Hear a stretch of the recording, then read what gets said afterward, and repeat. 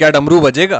एक बार की बात है, देवताओं के राजा इंद्र ने किसानों से किसी कारण से नाराज होकर 12 वर्षों तक बारिश न करने का निर्णय लेकर किसानों से कहा, अब आप लोग 12 वर्षों तक फसल नहीं ले सकेंगे। सभी किसान चिंतातुर होकर एक साथ इंद्रदेव से वर्षा करवाने के लिए प्रार्थना की।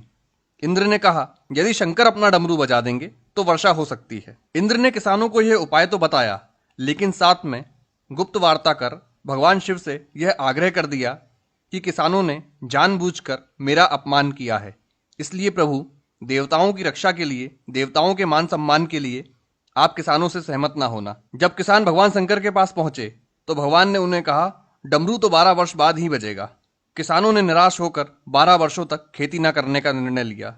उनमें से एक किसान था जिसने खेत में अपना काम करना नहीं छोड़ा। वो नियमित रूप से खेत जोतना, निंदाई, गुड़ाई, बीज बोने का काम कर रहा था। ये माजरा देखकर गांव के किसान उसका मजाक उड़ाने लगे।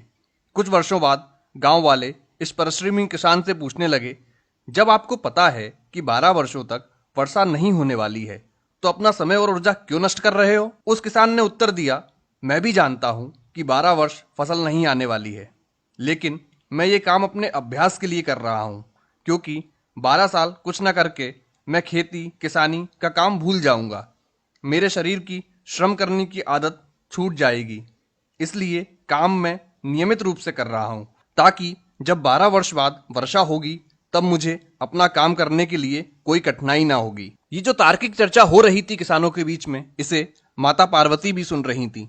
बात सुनने के बाद माता भगवान के पास पहुंची और सहज रूप से बोली, प्रभु आप भी 12 वर्षों के बाद डमरू बजाना भूल सकते हैं। माता पार्वती की बात सुनकर भोले बाबा चिंतित हो गए। अपना डमरू बज रहा है या नहीं, ये देखने के लिए उन्होंने डमरू उठाया और बजाने का प्रयत्न करने लगे। जैसे ही डमरू बजा, बारिश शुरू हो गई। जो किसान अपने खेत में नियमित रूप से काम कर रहा था, उसके खेत में तो भरपूर फसल आ गई। बाकी के किसान पश्चाताप के अलावा कुछ न कर सके। दोस्तों, कभी तो लॉकडाउन खत्म होगा, कभी तो सामान्य जनजीवन शुरू होगा।